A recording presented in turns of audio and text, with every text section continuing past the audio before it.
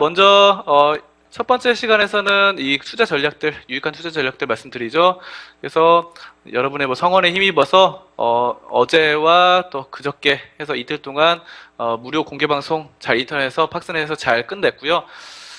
오늘부터 또 다시 회원 방송 하는데 이제 유익한 정보들 또 계속해서 말씀드리도록 하겠습니다. 자, 첫 번째 말씀드릴 것은 이제 시장을 예측하지 말고 쉽게 확신하지 말자라는 내용이에요. 자, 그래서 오늘은 일단 전 세계적으로 이제 전 세계적으로 유명한 두 명의 투자의 대가들이 쉽게 시장을 예측하지 않았다는 점에 대해서 말씀을 드리겠습니다. 자, 투자의 귀재. 가장 유명한 사람이죠. 투자하면은, 그리고 주식으로 가장 크게 성공한 워렌 버핏이 있습니다.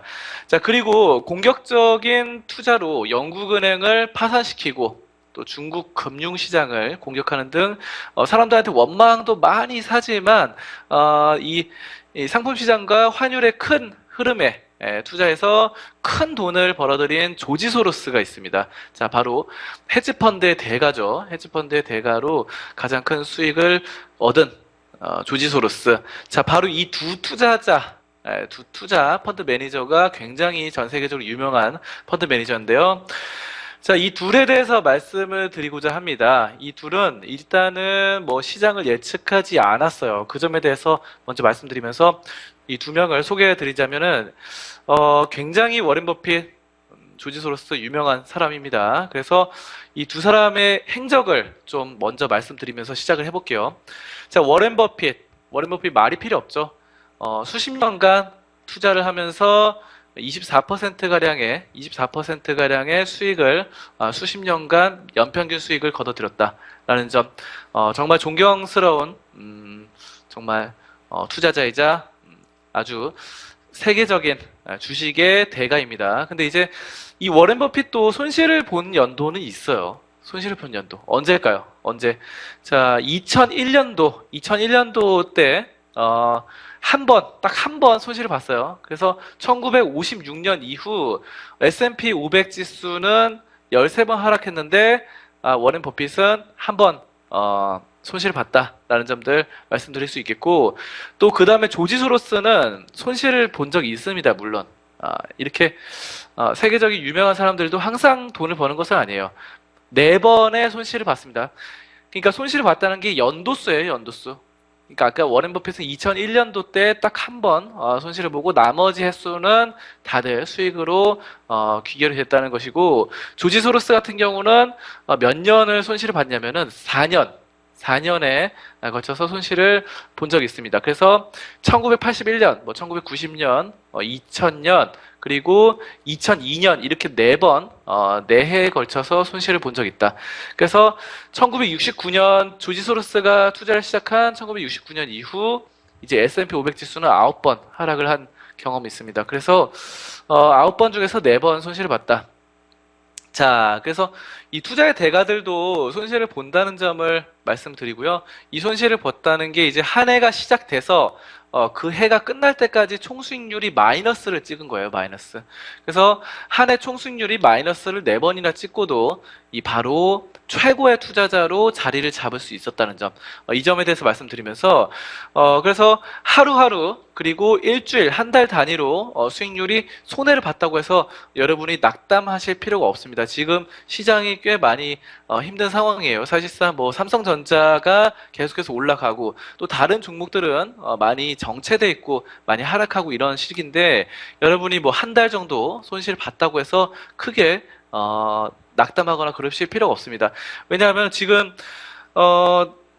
조지 소로스는 4년 정도를 손실을 보고도 최고의 펀드 매니저로 자리 잡았기 때문에 이 정도 한 달, 2달 참을 수 있어야 됩니다. 자, 그리고 사실 이렇게 대단히 성공한 투자자들이라 하더라도 시장 동향에 대한 예측에서는 일단 뭐 여러분이나 아니면 저보다 별로 나을 것이 없었어요. 자, 우리가 예측을 합니다. 시장이 다음 주에는 어떻게 될 것이다. 뭐 다음 달에는 어떻게 될 것이다. 추세가 어때서 어떻게 돼서 더 좋아질 것이다. 나빠질 것이다. 9월 금리 인상이 될 것이다. 안 될 것이다. 9월 금리 인상에 대해서 이제 9월 금리 인상이 되면은 뭐 주가가 떨어질 것이다.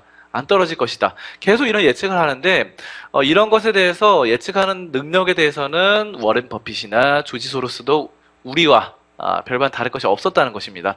자, 1987년 10월 주식시장이 미국의 주식시장이 붕괴가 됐습니다. 자, 근데 붕괴되기 꼭 한 달 전에 조지 소로스가 이렇게 말했어요. 미국 주식시장이 많이 올랐다는 사실을 근거로 앞으로는 반드시 추락이라고 예측할 수는 없습니다. 자, 시장이 과대평가되었다는 사실만으로 그 시장이 지속되지 못할 것이라는 의미는 성립할 수 없습니다.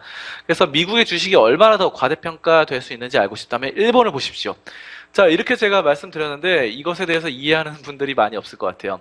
자, 그 당시에 일본이 굉장히 고평가를 찍고 있었어요. 고평가를 찍고 있었고, 계속해서 상승을 벌이고 있었는데, 자, 일본과 미국 시장을 빗대어서 말한 것입니다. 근데 이제, 어쨌든 지금 조지 소로스가 이때 포지션을 어떻게 보고 있었냐면은, 미국 주식 시장의 시세는 계속 오를 것이다. 라고 내다본 반면에 일본 주식시장은 폭락할 것이라고 예측을 했어요. 자, 그런데 일주일 후에 시장은 어떻게 됐냐면은 1987년 10월 달에 얘기를 말하는 겁니다. 일주일 뒤에 일본 시장이 아닌 미국 시장이 붕괴했어요. 조지 소로스는 미국 시장이 계속 오를 것이라고 생각했지만 미국 시장이 붕괴가 됐습니다. 그래서 이 조지 소로스의 바로 퀀텀 펀드는 3억 5천만 달러가 넘는 손실을 봤어요. 그래서 1년 동안 벌어들인 수익을 단 며칠 만에 다 날린 꼴이 돼버렸습니다. 자, 소로스는 다음과 같이 말했습니다. 내가 돈을 많이 번 것은 사건을 예측하는 나의 능력과는 별 연관이 없어요. 별 관련이 없습니다. 라고 말했습니다. 그래서 사실상 이 조지 소로스의 예측이 많이 빗나갔어요. 방금 전에 봤던 것처럼 그런 것들이 많이 빗나갔지만 그때마다의 위기를 잘 대처해서 이겨냈다라는 것입니다. 자, 그런데 버핏은 어떻습니까? 자, 버핏 같은 경우는 워렌 버핏은 시장이 다음번에 어떻게 움직일지 예측하는데 전혀 신경을 쓰지 않았습니다. 전혀 관심도 없었어요. 자, 그래서 버핏은 예측하는 일은 그 예측하는 사람에 관해 많은 것을 알려주기도 하지만 정작 예측의 대상인 미래에 대해서 아무것도 말해주지 않는다라고 말을 했습니다. 자, 성공적인 투자자는 이 시장 동향을 예측하는데 별로 신경을 쓰지 않습니다. 그래서 실제로 버핏과 조지 소로스가 시장을 예측하는데 큰 비중을 두었더라면 결국은 파산했을 것이라는 점 인정을 했습니다. 그래서 시장 예측은 투자 뉴스레터나 뮤추얼 펀드 상품을 시장에서 판매하는 데는 좋은 구실이 될 수 있을지 모르겠지만 바로 성공적인 투자와는 크게 별 상관이 없다는 점 알아두셔야 되시겠습니다. 자, 그래서 이와 같이 조지 소로스와 워렌 버핏은 시장을 예측하지 않았다. 그리고 우리도 시장을 예측하는데 많은 에너지를 쏟기보다는 바로 이와 같은 종목들 상황을 분석하고 종목의 앞으로 어떻게 움직일지 또 그리고 좋은 종목을 발굴해 내는데 더 많은 집중을 하셔야 되겠습니다. 자, 그래서 좋은 종목 버핏은 시장에 구애받지 않고 자신이 생각할 때 엄청나게 싸다고 느껴진 종목을 매수를 했던 것이죠. 자, 조지 소로스 같은 경우는 주식과는 약간 연관성보다는 이 환율이나 뭐 상품 선물 이쪽을 많이 치중을 했지만 어쨌든 예측보다는 그때 상황에 대응하는 전략 많이 취했다는 점, 이런 점들을 말씀을 드리겠습니다. 자, 그래서 우리도 예측보다는 대응의 영역으로 임한다면은 보다 더 성공적인 투자를 할 수 있을 것이다 라는 점들 말씀드리겠습니다.